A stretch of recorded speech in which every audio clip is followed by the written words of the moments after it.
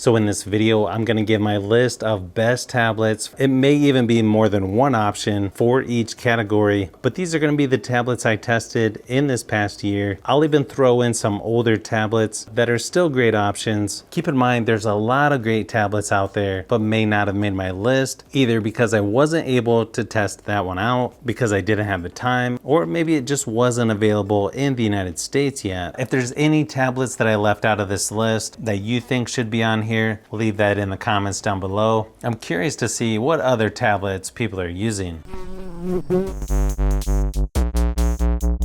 Now, as far as which tablet has the best looking screen or best quality is gonna be up for debate. There's so many different types, from IPS to Super AMOLED, and everyone has a little bit different taste. So I'm just going off what looks best to me in person. Keep in mind, the screen may look a little different in my videos versus in real life, just depending on how well the camera records it. So that's another thing to consider. So my top picks for the best screen quality, you've got the Galaxy Tab S8 Plus and the Ultra version, sort of a tie for me. I know some people don't like the notch on the Ultra, but I don't mind it, and I think both tablets look really nice in person. Nice and deep blacks, and everything looks really good on these two tablets. You've also got the Lenovo Tab P12 Pro. Even though I did review that back in December of 2021, it was close enough to include in here as well. Then if you're looking for a more affordable option, but still has a good display, I feel like Lenovo has some nice options, like the P11 Pro Gen 2 and the Tab M10 Plus 3rd generation.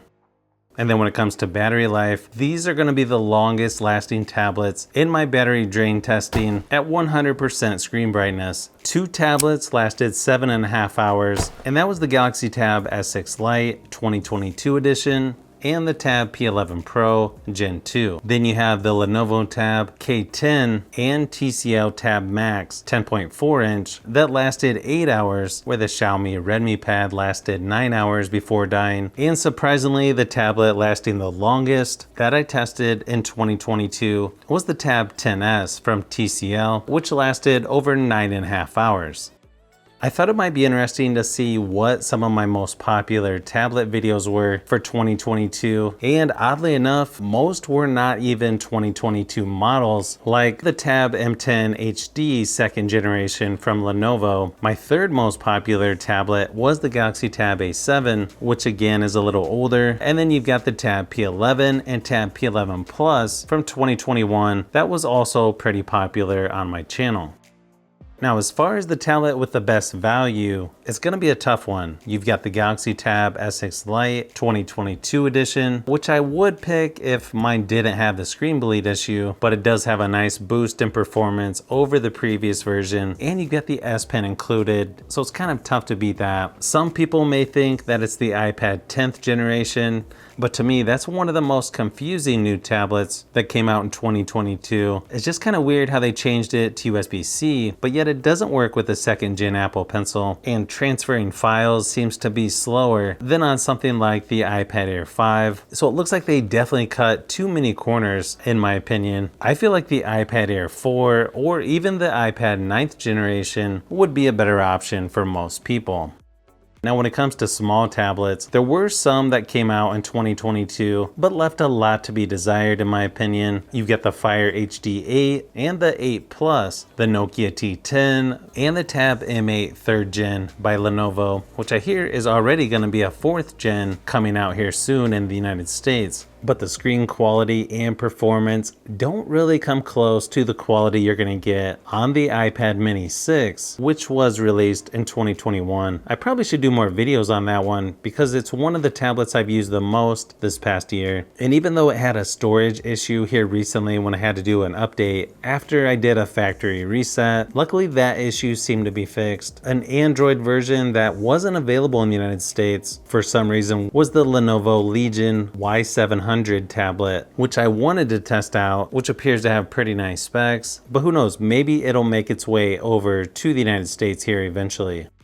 If you're wanting the tablet with best performance, you can't go wrong with the new iPad Air 5 or any of the Galaxy Tab S8 series. These are going to be great for gaming, video editing, although it was a little better on the iPad versus Samsung in my testing. But overall, there's some nice options that I've tested that don't get crazy expensive. Some may disagree, but I personally don't feel like there would be enough of a benefit to go from the iPad Air 5 to the 11-inch Pro version, just because the performance on the iPad Air 5 is already pretty impressive. Even some of the older iPads have good performance, like the older iPad Pro 12.9-inch 3rd generation. So just keep that in mind if performance is the most important to you when it comes to tablets. Nice thing about tablets, you're going to have some good options if you want to have good sounding speakers. I feel like you can't go wrong with any of the Tab S8 series with Dolby Atmos, but there's several tablets with good speakers like the P11 Pro Gen 2, the iPad Air 5. You can even get good sounding speakers on a cheaper tablet like the Redmi Pad and the Galaxy Tab A8, just to name a couple.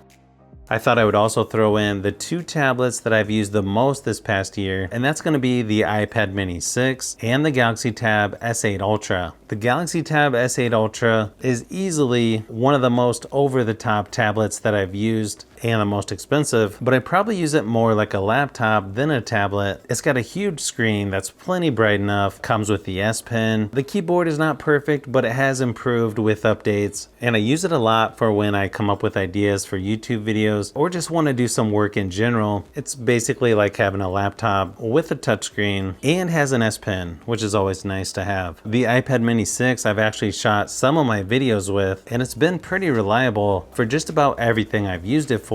I just wish the base storage was a little more than 64 gigabytes, but we'll see if they improve that on the iPad Mini 7. Now, the best older tablet that is still pretty great that I reviewed earlier this year is the iPad Pro 12.9-inch 3rd generation. It's got a huge screen, plus it's cheaper than buying a new iPad Pro, and even though it's older, it still has pretty good performance. We'll just have to see how many more software updates it gets, but so far, yeah, it's still a good option, even in 2023. One tablet I'm looking forward to reviewing is the Pixel tablet from Google. Hopefully it'll come out early in 2023. We'll have to wait and see. And I'm hoping to see better 8-inch tablets because I really do like that size and feel it doesn't get much attention except for the iPad Mini 6.